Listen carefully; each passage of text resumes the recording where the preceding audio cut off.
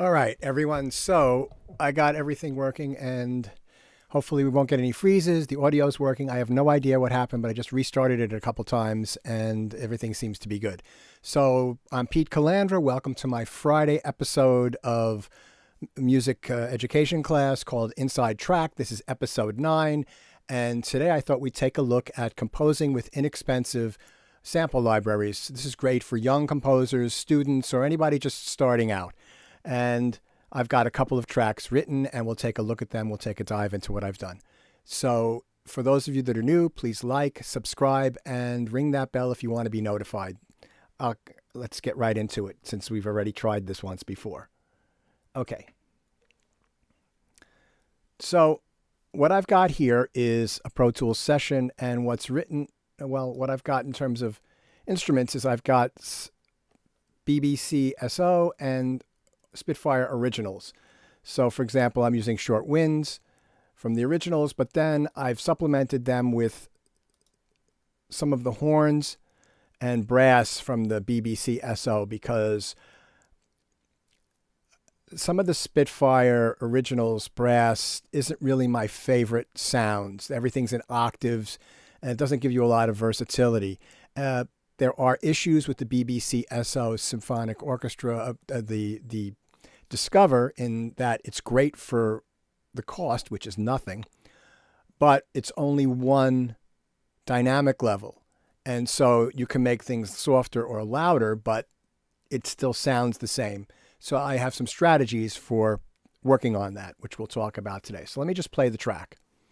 And thank you everyone for tuning back in after that first disaster. Here we go.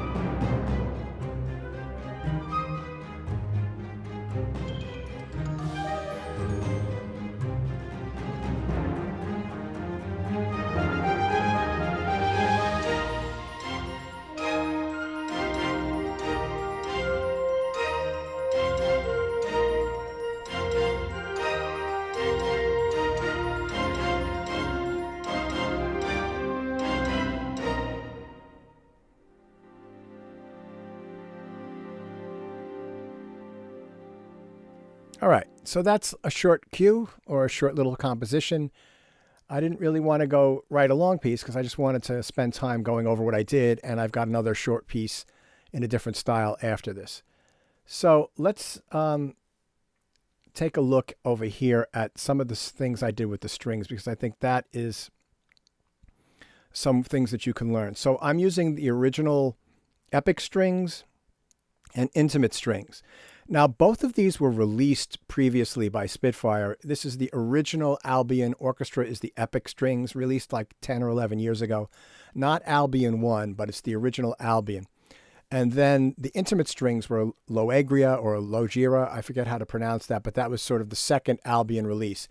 And I actually used that quite a bit on film scores. I used it on a film for CNN called 41 on 41, a documentary I did.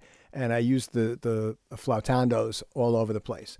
So what I'm going to propose to you is when you're working in this medium with these libraries is that you stop thinking in terms of I'm going to write a violin part, I'm going to write a viola part, I'm going to write a cello part, and thinking in terms of writing for the sounds you actually have. So if you're a student and you're writing in Sibelius or Dorico or Finale for an ensemble that's actually going to play the piece of music you write, well, then you'd write what those instruments could actually play, and you'd think in terms of on your score, you'd have it lined up for what those instruments would be. But what we're doing here is we're trying to create something that sounds good and is believable as a good sounding orchestral score. Right. So I think that you've got all these ensemble patches and you take advantage of those, and then you combine the different articulations. You can combine both libraries because they were both recorded in the same hall, so that works really well. And then you fill in with the BBC Discover with what you don't have. So we'll go over that in a second. So let me solo what I've done here with the strings, right? So we start off with that little marimba ostinato, but we'll take it from measure 3. So I've got intimate strings, these shorts right here. And then some pizzicato from the epic in octaves.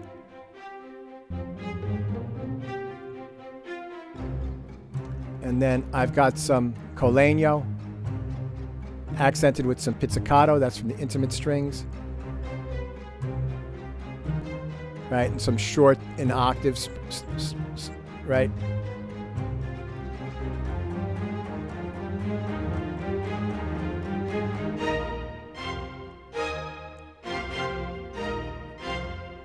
And so what I've done here, which is kind of cool at the end, and let me solo these out. So I've got intimate strings short doing the upper strings, right? So those are just kind of suspended chords, triads moving. Then I've got epic strings in octaves playing some of the lower notes. Just to add some richness, and then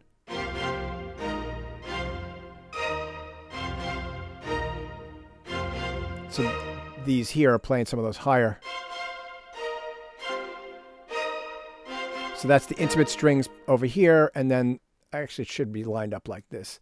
Then you've got the intimate strings underneath, the epic strings up on the higher pitch. And then just to add some fullness, the epic strings in there. Now what's great about those is that even though those sounds are a decade old, they were recorded well in a great hall, right? So you've got that going for you. But notice I'm writing for ensembles, not for like not for individual instruments, but like the string ensemble, right? And I have broken it up in spots into high, medium, and low pitches with different articulations. And so that really, I think, adds a lot of variation to it and makes it sound a lot better. Now, if we start looking up here at some of the other things, right? So if I listen to the pitched percussion, let's say, which are these red ones here, we can listen to those and see how I work with those. So literally we've just got this marimba doing a ostinato.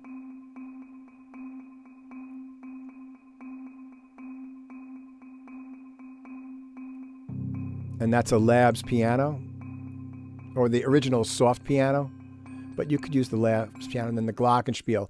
So these are from the BBC Discover, right?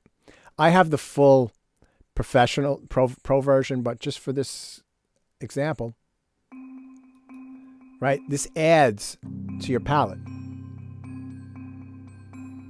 And then the soft piano playing that low octave just to add some really nice richness down low. So let's listen to that all combined now.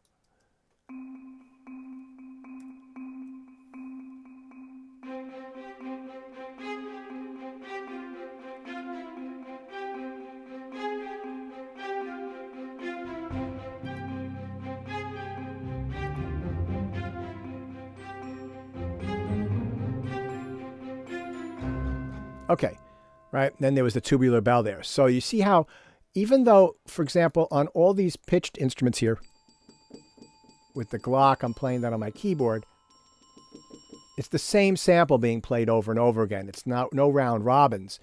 It works if you use it in context correctly, right? You won't get the machine gun effect if you, instead of, which sounds like the same sample being played over and over again. Now that is the case with the marimba, but it doesn't sound bad to me because I am doing some dynamics, so you are getting a little bit of volume differences. So for example, if we looked at the velocity strip chart here, you could see that I am doing a lot of work here with the velocity just to give it some phrasing. right? So I'm breaking up the bar into 3, 3, and 2 of eighth notes. 1, 2, 3, 1, 2, 3, 1, 2, 1, 2, 3, 1. So those work well. You know, those sound professional. They sound good. Now I've added onto that. Let's continue on with our pitched percussion solo and our regular orchestral percussion. So we'll take it from about measure 5, and you can hear them coming in. Right? Just very simple, and that's from the originals, Epic Percussion, cinematic percussion, right? And then I have the timpani coming up, and the cymbals. The cymbals are from. So the cymbal swell, that's from the originals, and the timpani hit is from the BBCSO.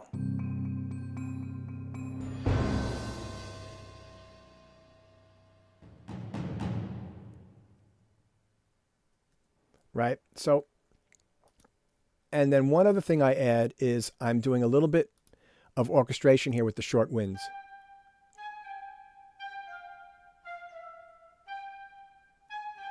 So that's just emphasizing the high notes of this melody, right? And it doesn't come right into first measure. It comes right into the second repeat.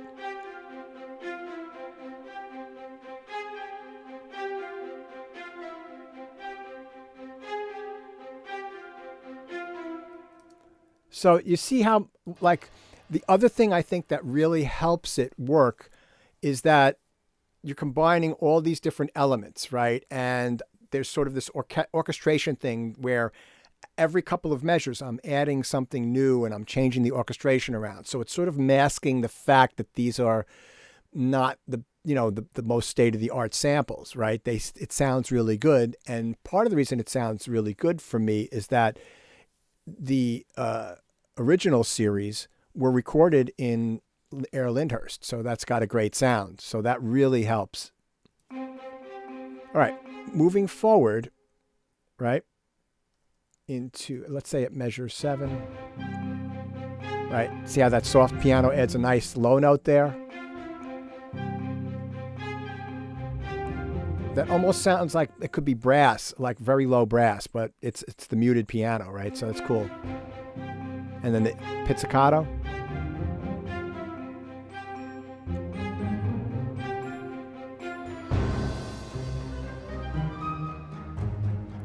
And then I've got this thing with the Colegno here.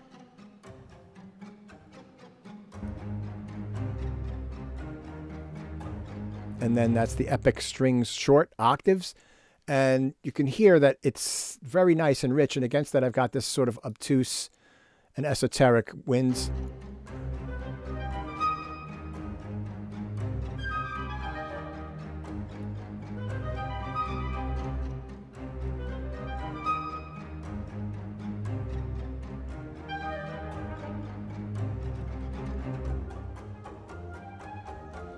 All right.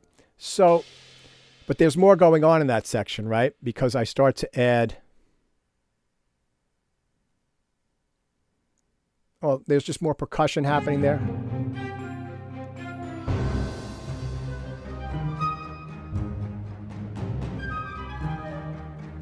Now I'm going to repeat that winds and I'm going to double it with pitched percussion right here. So that kind of works really well. And then if you notice the second time through that these intimate string shorts, right? Doubling the Colegno. Now, obviously, I don't think that you could have an ensemble with that many string players to sound that rich, but what we're going for here is a performance that sounds good. You know, not whether it's going to sound exactly like a real orchestra. I think that that's sort of like not the best choice. You're actually working with samples, and you want to make something that you can make broadcast quality or put in a film or something like that. And so you're given this palette of sounds, and you want to use them the best way possible. And for these kinds of sounds, I think that this is a really good way to use them.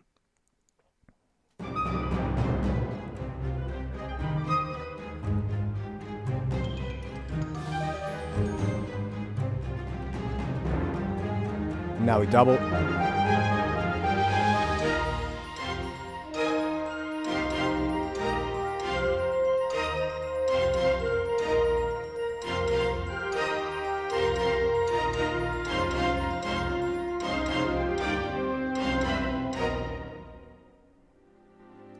All right, so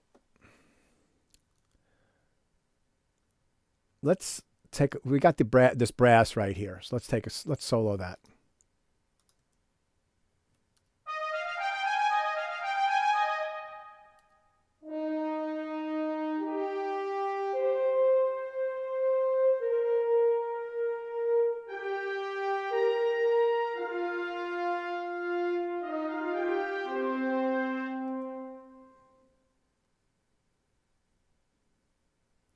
Now, that sounds good there, but the one thing that we've got here is there's an issue, is that if I play these horns, yeah, right, Mark, I agree. But it's also like, I think it's part of it is the concept, right? I'm not trying to write this to sound like a real orchestra. This could be a fantasy orchestra. So if you're listening to film music, you know that it's even things that sound orchestral have lots of sample libraries in them, right? So I think that we're all getting used to that sound at this point. So one of the things here is, let's switch view. Give me one sec.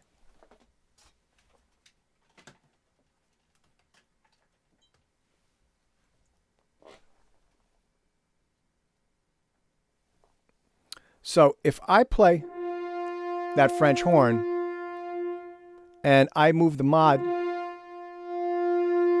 it just gets louder and softer. You don't hear it going from, like, for example, if I do this with I've got orchestral tools down here at the bottom. You could see that that's getting brighter, not just louder.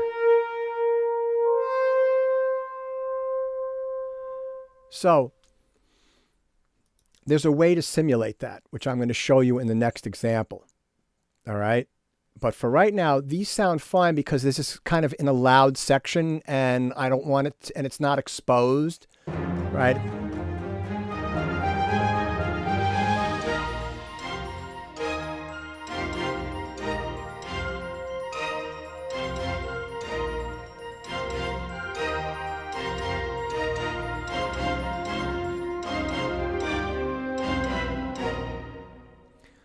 Now, masking. So in this section here, right, doubled with the Glock. So that the combination of those two instruments has a really nice texture to it and a really cool sound. And it sort of masks a little bit that those are ensemble woodwinds, right? So the orchestration really helps that out. And also, I'm doubling the punchy strings with xylophones. So that would be this here, I believe. But not all of the strings, right? So I leave...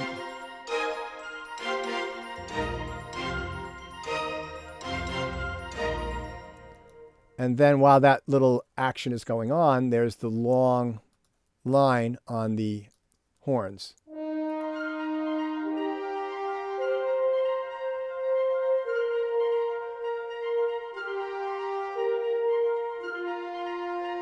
So it's interesting. You can hear that, like, you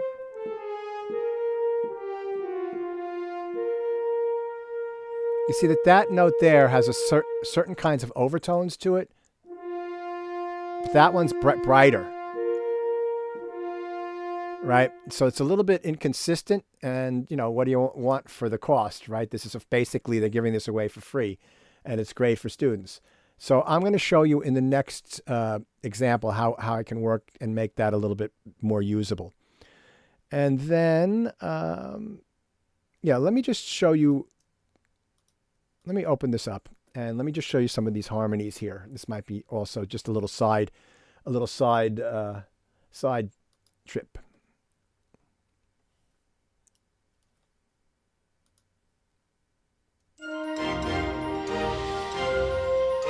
All right, so these are voicings that I really like, and I use them on the piano quite often when I'm playing. And so basically, if you look, it's an octave filled in with a fifth from the bottom note, and then a 3-note structure underneath. So, you know, some of them are like suspended chords, like this guy right here, and some of them are fifth with a sixth above the bottom note. So if I were to just play piano for a second. So, oops, this guy right here is these 3 notes, and then below that, and then the very next chord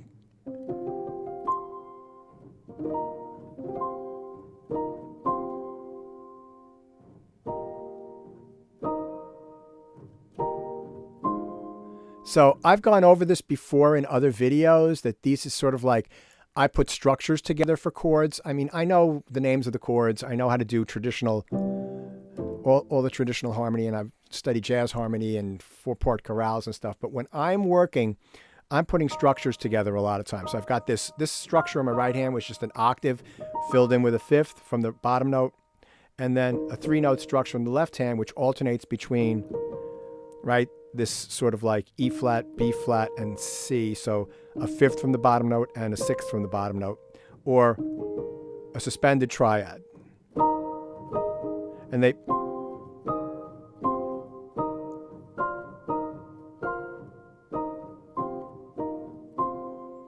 they have a different, they sort of have a different sound depending upon which part of the scale you're playing it on, because this is basically in C minor or E flat major at this point.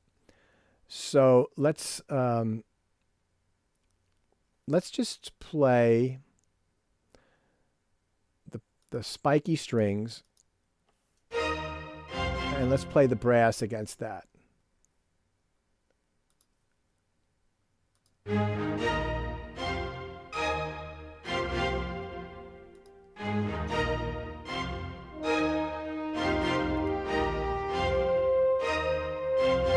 And now I double it in octaves with the trumpet.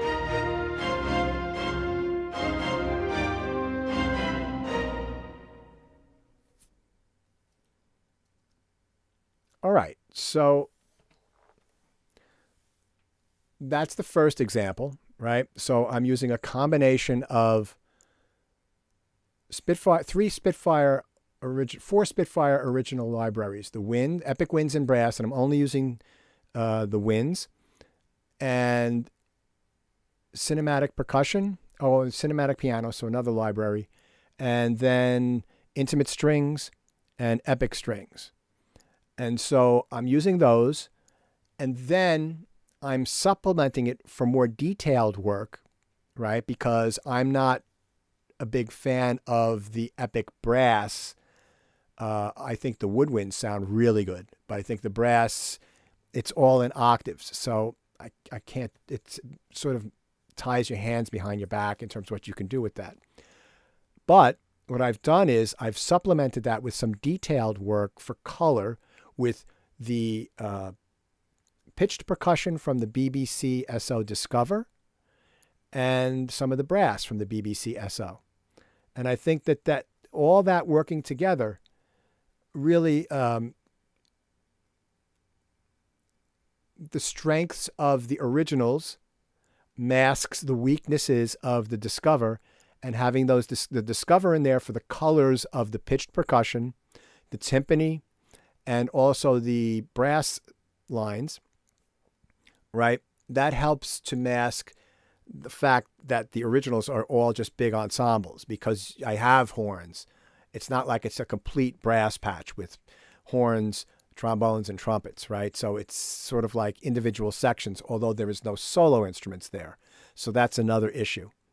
So, please leave any questions up in the comments. I'll be checking that out. And you guys watching this later, leave any questions down below, and I'll answer those as well. So if you've got any questions about this or have any comments, please leave them, all right? And again, if you're watching this for the first time, like, subscribe to the channel, and hit that ring that bell to be notified.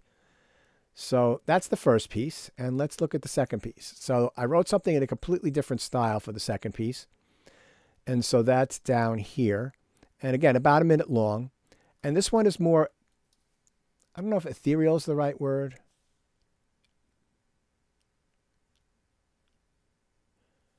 No, it's not bad, John. I think that if you listen to film scores, right? Film scores have synthesizers all over them, right? You hear like oftentimes you'll hear like a really driving like if you listen to Junkie XL, Tom does that constantly, where he's got like an ostinato that's being driven by some synth patch that he created on his, well, when he had his big modular rig, which he's gotten rid of. And then he's got the orchestra on top of that, right? Or you can have electric guitars. If you listen to a lot of the Marvel, like Iron Man, there's orchestral with electric guitars in those, right? So it's not. I just think that, and found sounds could be really great, for percussion as well, or to just create some ethereal timbres. You can also do some sound design with things. So hybrid orchestra, I don't think there's anything wrong with that. As a matter of fact, I think that could serve to make your music sound more distinct from somebody else. Yeah, thanks for that question, John. All right, so this next track is reflective. It's more, I don't know if ethereal is the right word, but it's slower.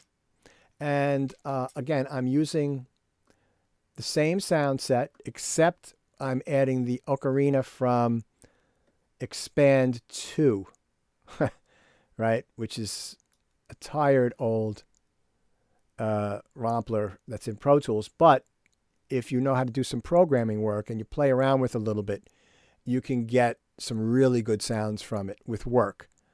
I don't know if they're world-class sounds, but they're definitely useful. So anyway, I've done a video on that with one of my classes. So let's take a listen to this one.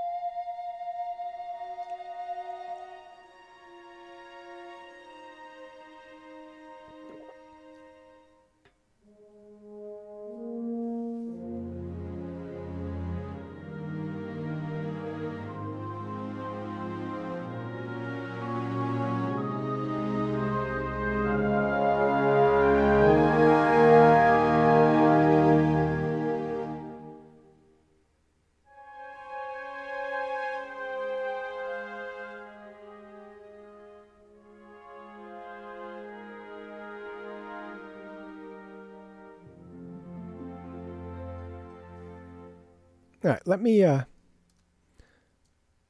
turn that one up a little bit. Let me just put a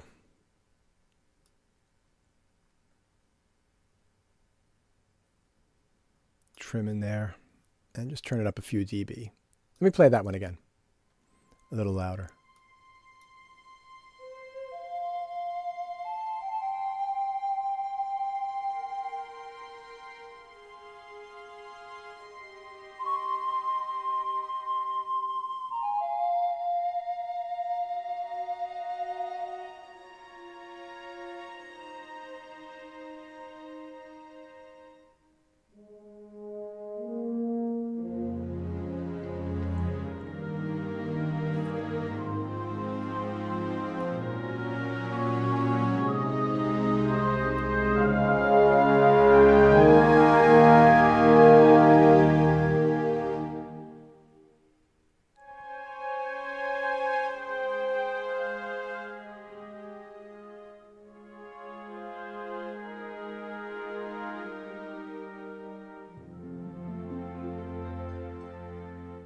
All right, so just a short cue that's a little bit more emotive, reflective, and let's see what we're doing here. So we're starting off with the intimate strings. Now, one thing I would say to learn to work on is, let me just do a setup on this.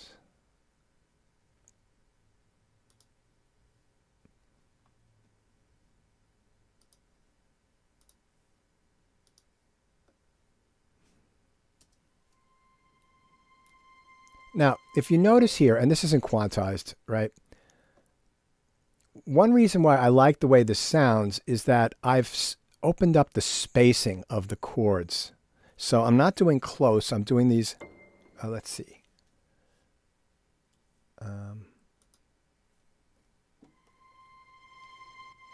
Let me just turn this up right. Let's go right to Pro Tools. All right. So, sorry, we'll watch it again with the Pro Tools screen. I keep doing that. All right. So, you see here that I've loaded this, spread this out.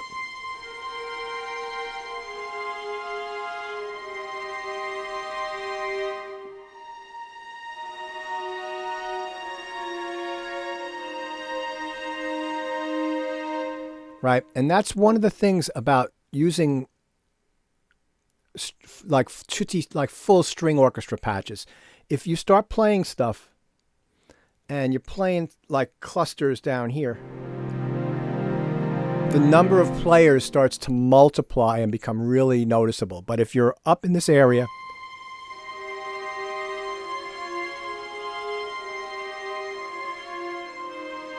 right, and so you're spreading the notes out. This E flat, C, and then an octave.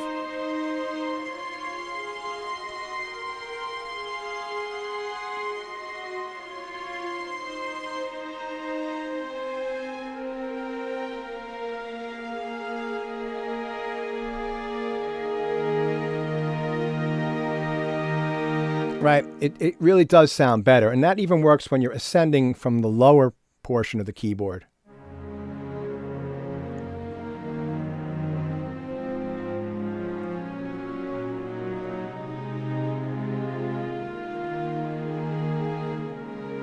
Right, just spreading things out and not being always in close position. So just 3-note chords where you've got, I'm playing an F up to a D flat and then up to an A flat. So that's just a triad in first inversion, but where there's space between each note of the triad. So I think that really helps.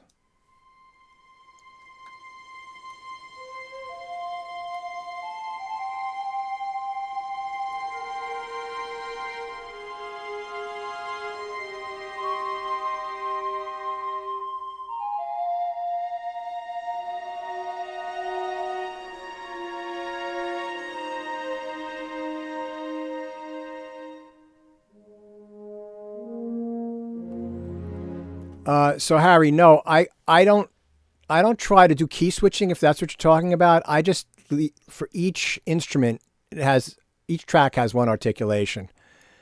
I occasionally do key switching using the UACC protocol, but I haven't had any issues with the Discover articulations. There are really no dynamics in the BBC Discover. Right, they save that for the Pro and the more expensive versions. They're giving you one dynamic layer, and you can just make it louder and softer.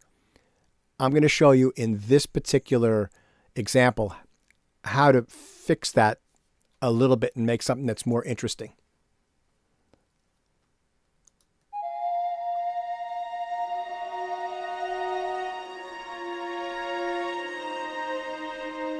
Now, another thing you can do, which I didn't think of now, is I could have made this top note be tremolo and then just had a different articulation for these bottom two notes. That would have been nice too. Or even harmonics would be, or even layer high note harmonics in with this top note would be kind of cool. Maybe just do it on the second one so that when you change the note here and you're also going into a little different key center, you're also changing the texture. So those are kinds of orchestration techniques that I think will hide the fact that these are inexpensive libraries. Now, listen to the brass here. So remember on the last particular one, when I played the brass, it was just at one dynamic level, right?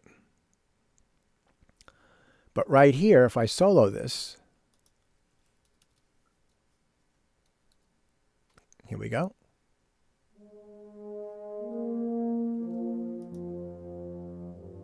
Right, this is very rich sounding. It's almost like it's been recorded at pianissimo or piano. And then the trumpet.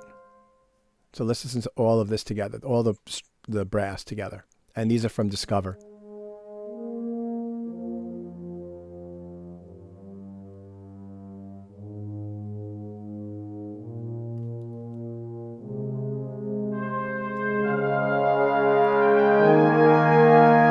right? So you hear right in this area here, it's not only getting louder, it's also getting brighter, right? So how did I do that, and how does that work? So let's take a look here first at the Orchestral Tools brass, and let me open up this analyzer. This is from Waves. So if I were to play a loud note on the French horn, right?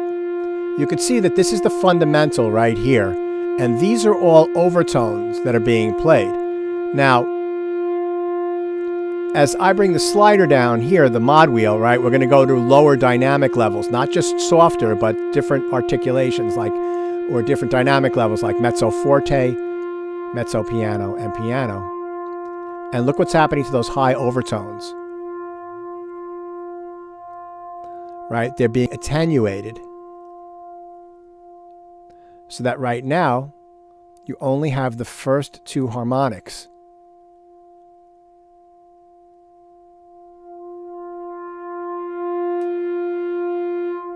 So it's not just getting louder, it's getting brighter.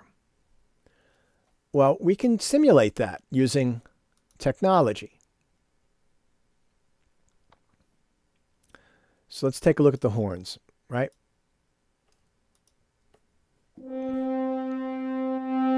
And you can still see it's the same sound. It's just louder and softer. But if I take, I'm using here a low-pass filter, a one-band EQ, right? And if I play this note,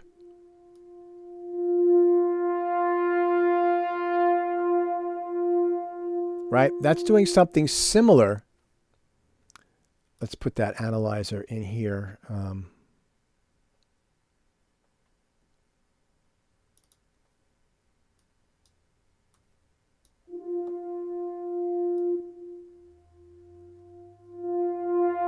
You see, it's doing something very similar to what a player does. Now, obviously, it's not as good or as realistic sounding, but it's far better than not doing anything. So now, let's take a look at the trumpets, because on the trumpet track, I've also got this guy here. And you see how it's moving? Right? That's automation. And you can just draw that in, which is what I did.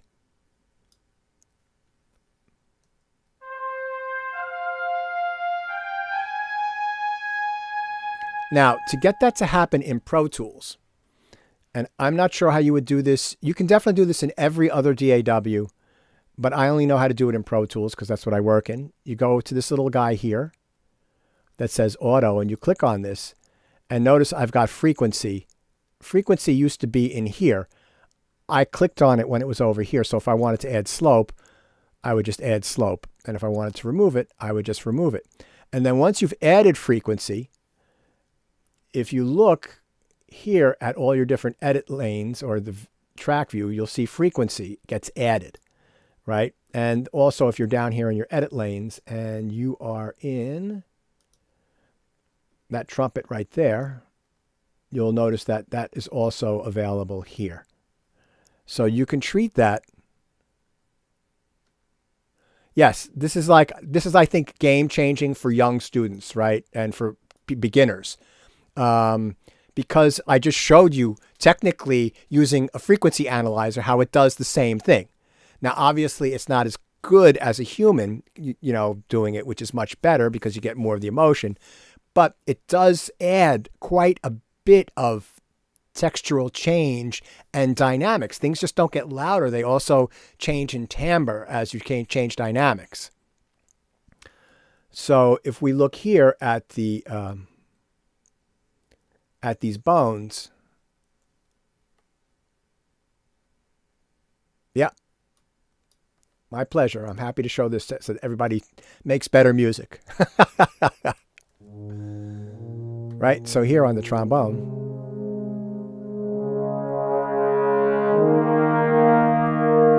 and then coming back. Right? So that's basically doing the same thing as using the mod wheel when you've got multiple dynamic layers. Now, another reason why it's not as good as a live player is that with what you're also turning down here and changing the timbre of is the room that it's been recorded in. You know what I mean? So in other words, if they've got some reverb from the room, like all the big, the original series does, then you're also doing a low pass filter on the room tone. What you can then do to sort of blend that and fix that a little bit would be to simply add an algorithmic, some sort of reverb. So this is another tip. So there's a company called Relab that makes a Lexicon 480 reverb that's very expensive. Right now, they've got for $30, and I'm going to put the name of the company in the chat here, and then I'll put a link after this is over.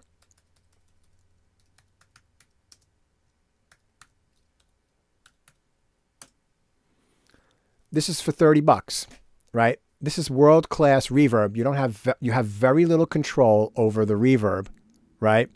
But the sound of the reverb is really, it's incredible. I just was playing around with it today. And I'm not sure how long it's going to be $30 for, but it's got a bunch of different presets, right? And you can just load them in if you want. So I just did the 960 large hall. The 960 is the two processor version of this. It's the same engine. It's just that there are two of them. And so you can just add some of that to the sound. And that doesn't get changed by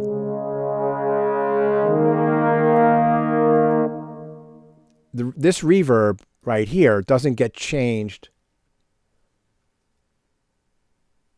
Let me go back to that again. I apologize. So this is the LX480, right? So it's got all these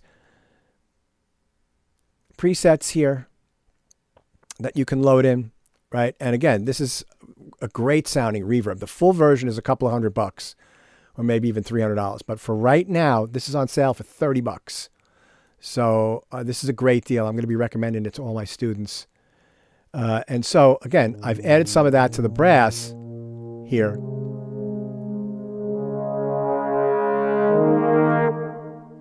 And that kind of masks the fact that you're making the room a little bit darker. So that's another step that I would add to that. Now let's take a look at something else I did also here. I did a tempo map with this. Right, so the whole beginning starts at 64, and they did a little rallentando here. And then right here, I put this at 42 right here, right? Just to give a lot of space here. What I typically do is I add an extra beat and make the measure. If I'm in 4/4 and I'm doing a rallentando on beat 4, I might make it 5/4, so I don't have to do a lot of playing around with the tempo map. But right here, I'm just, I did this really quickly, so.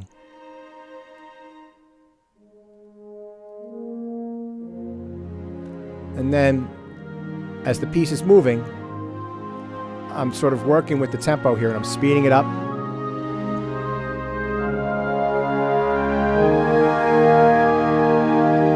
And then a big fermata or a pause. And then this also speeds up.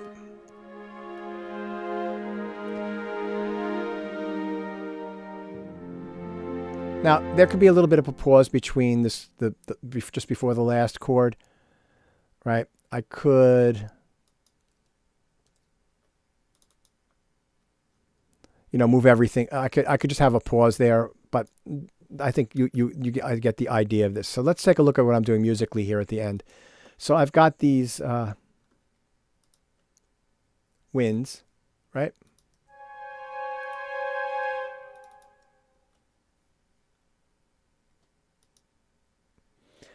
And again, these have dynamic layers to them, so I don't have to do that little trick with the EQ.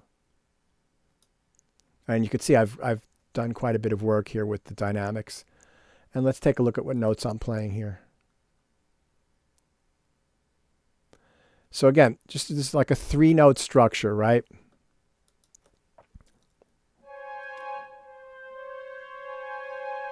C, D flat, and F. So remember on the last one, I had that E flat, B flat, and C. Well, this is almost like the inversion of that. And then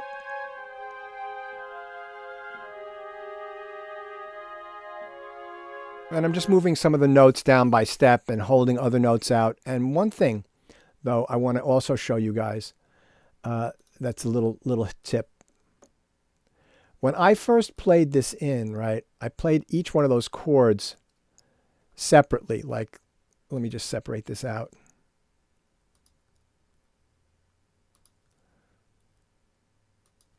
So it was kind of sounded like this.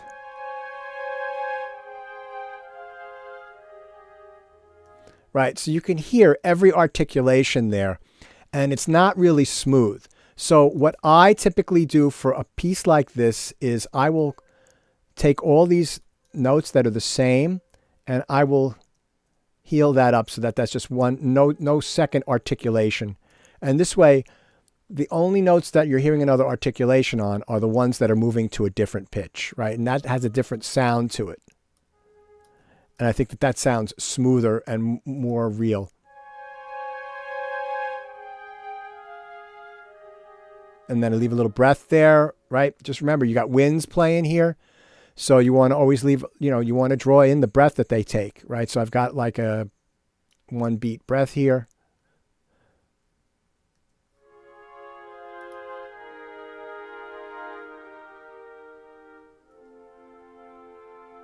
Right, and again,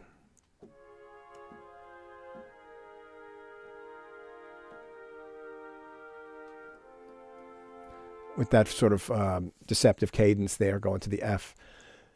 Now, what I did, I believe it's here. Let's see. Yes. Okay, so now this is another trick of mine. Is I copied and pasted. I could have performed it all in again. The winds into the intimate strings. But look what I did. I took, well, except for the very first one. I could get rid of that note there. That's fine.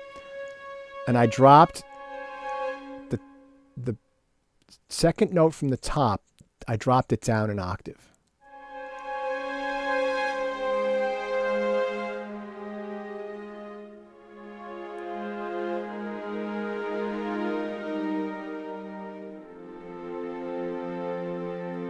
Right, so let's make this a little bit so you can see everything, and let's close this guy here.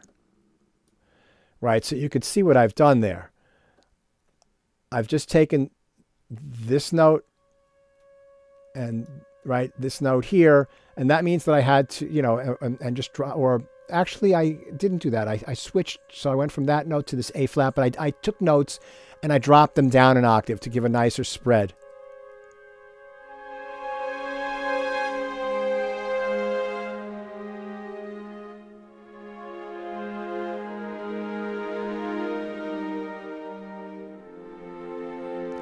And what I like about that here is right on this, I'm going from this G down to an F instead of going from an E flat down to a C, right? So I just made that a little bit smoother.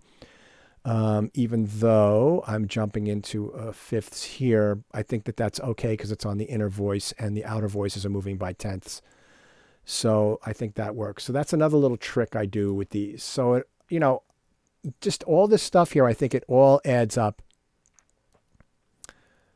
And then on the end, I've just got a little bit of the harp right here. And that's the BBC harp. And again, if you don't like that, that might be a little bit bright. Again, I might do something like this, just to take some of the edge off.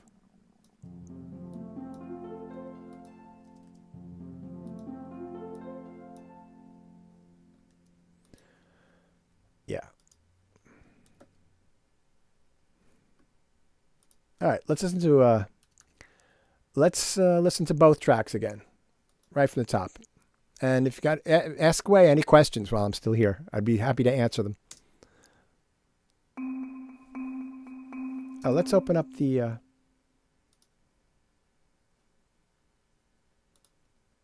MIDI editor, and let's just show only instrument tracks. And here we go.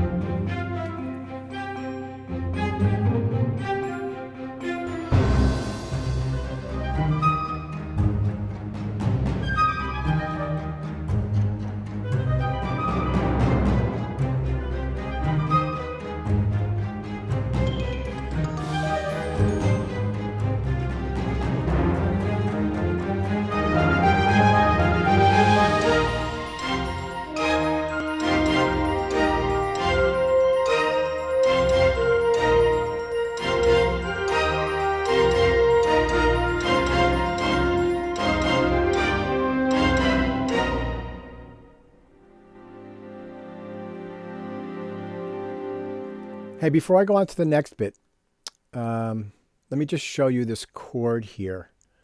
This is a kind of a cool chord. Let's see, intimate strings. I could do this on here. Right, so that's it's kind of like I would think of it as an A flat major seventh chord with a flat fifth and the sixth, but the way I've got it spread is really cool. So I've got A flat, F, C, D, and G.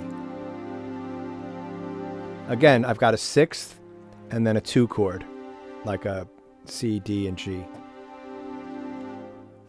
as opposed to a major triad or a minor triad. So you might hear something like that, where you've got F, A flat and F, C, E flat, and D, G. But if I move that E flat down a half step, much more interesting chord.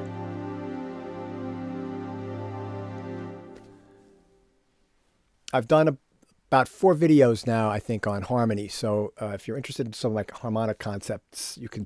I've got a playlist for that, I believe. All right, let's move on to the next bit.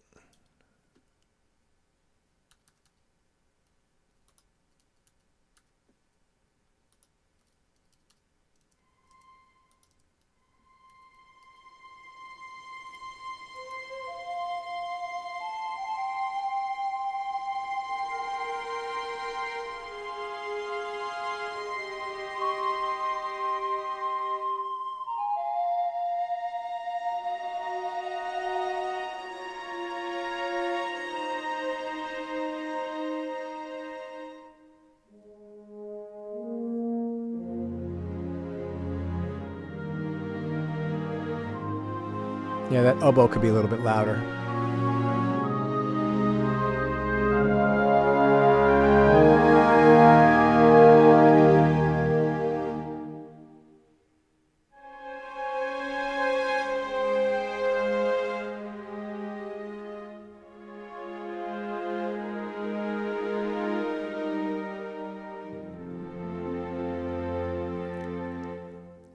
So Bharat, I think what I've done, I think I'm being a little bit more judicious. So I think that the first piece, I probably, if I were to mix this, I probably would just only put the ones, like some of the Discover sounds, because they were recorded in a dryer hall. I might put them through the full reverb, that LX reverb. I would be more inclined on this last one to have more of the tracks, because it's more ethereal, it's more reflective, and having that wash might help. But I would be judicious about it, right? I would certainly do it on the brass, because I've low passed them, and I would do that to make sort of hide the fact that the room is actually getting darker, not just the horn. Thank you, Mark. Appreciate that. All right. So like I said, if you guys want to take a look at this, there's a link to the standard MIDI file. I'm going to put that in the description box below. Thank you for sticking with me. I've had a pretty good crowd from my streams today, from that opening catastrophe. I'm going to delete that from my from my YouTube channel, and I'll keep this one up. And thank you for coming back, and thank you for watching. So I think that's a pretty good lesson for today, and hopefully there's some ideas there that will inspire you and help you to create better sounding music. Remember, I'm using basically about $120 worth of sample libraries here, right? And so I think it sounds pretty good. You know, I could definitely use this on a professional cue, right? Something that's going to go on television. I would have no problem using it for that. And yeah, so again, if this is after the fact, leave comments below. Thank you so much for tuning in. This is episode 9 of Inside Track. I've been Pete Calandra. Please like, subscribe, and hit that bell to be notified. Thank you, thank you, thank you so much, everyone, for watching. Especially, I'm getting some regulars every week, and I appreciate you guys coming in. I'll keep doing this. I think I might be switching the date in a couple of weeks once the semester ends. But again, thank you so much, and I will catch you guys on the next one.